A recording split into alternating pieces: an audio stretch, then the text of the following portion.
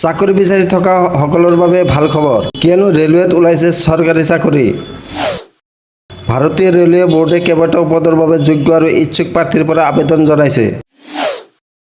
Railway group D পদৰ বাবে আবেদন জাৰি কৰিছে। তথ্য অনুসৰি ৰেলৱেত প্ৰায় ৩২,৪৩৮টা পদত নিযুক্তি দিয়া হ'ব। গতিকে যোগ্য আৰু ইচ্ছুক প্ৰাৰ্থীসকলে কৰিব পাৰিব আবেদন। এই আবেদন প্ৰক্ৰিয়া চলিব ২৩ জানুৱাৰী ২০২৫ৰ পৰা ২২ ফেব্ৰুৱাৰী ২০২৫লৈ। গতিকে নিৰ্ধাৰিত সময়ৰ ভিতৰত প্ৰাৰ্থীয়ে কৰিব পাৰে আবেদন। এই নিযুক্তি প্ৰক্ৰিয়া সন্দৰ্ভত ৰেলৱে বোৰ্ডে শীঘ্ৰেই তেওঁলোকৰ অফিচিয়েল পেজত তথ্য প্ৰকাশ কৰিব। কেইবাটাও বিভাগৰ বাবে ৰেলৱে নিযুক্তিৰ বাবে আবেদন বিচাৰিছে। ইয়াত ট্ৰেফিক অভিযন্তা, মেকানিকেল, S&T আৰু বৈদ্যুতিক বিভাগৰ কেইবাটাও পদ আছে। তথ্য অনুসৰি ট্ৰেফিক বিভাগৰ পইণ্টমেন বিৰ খালী পদ আছে ৫,০৫৮টা পদ। অভিযান্ত্ৰিক বিভাগৰ ট্ৰেক মেচিন এছিষ্টেণ্টৰ পদ ৭৯৯টা আৰু ট্ৰেক মেইনটেনাৰ চতুৰ্থ শ্ৰেণীৰ ১৩,১৮৭টা পদ খালী আছে। ইয়াৰ উপৰি এছিষ্টেণ্ট ব্ৰিজৰ বাবে খালী আছে ৩০১টা পদ। মেকানিকেল বিভাগে এছিষ্টেণ্ট CNW বাবে খালী আছে ২,৫৮৭টা পদ।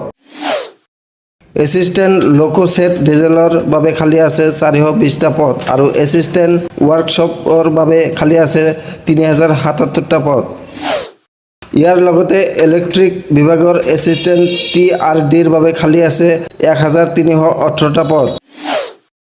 এছিষ্টেণ্ট লোকোছেট ইলেক্ট্ৰিকেলৰ বাবে খালী আছে ৯৫০টা পদ। ইয়াৰ উপৰি আৰু বিভিন্ন পদ খালী আছে।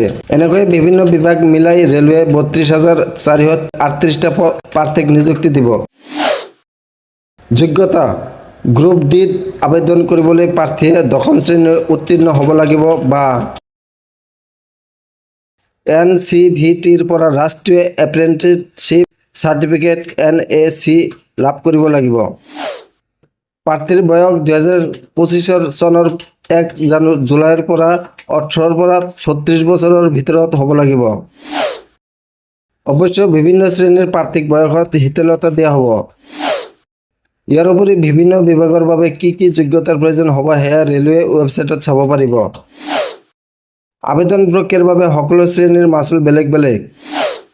সাধাৰণ আৰু OBC প্ৰাৰ্থীয়ে ৫০০ টকা মাচুল আদায় দিব লাগিব। ইয়াৰে যিসকল কম্পিউটাৰ ভিত্তিক পৰীক্ষাত অৱতীৰ্ণ হ'লে ৪০০ টকা ঘূৰাই দিয়া হ'ব। আনহাতে অনুসূচিত জাতি, জনজাতি, মহিলা আৰু তৃতীয় লিংগৰ প্ৰাৰ্থীয়ে ২৫০ টকা মাচুল দিব লাগিব। কম্পিউটাৰ ভিত্তিক পৰীক্ষাত অৱতীৰ্ণ হ'লে তেওঁলোকৰ সম্পূৰ্ণ মাচুল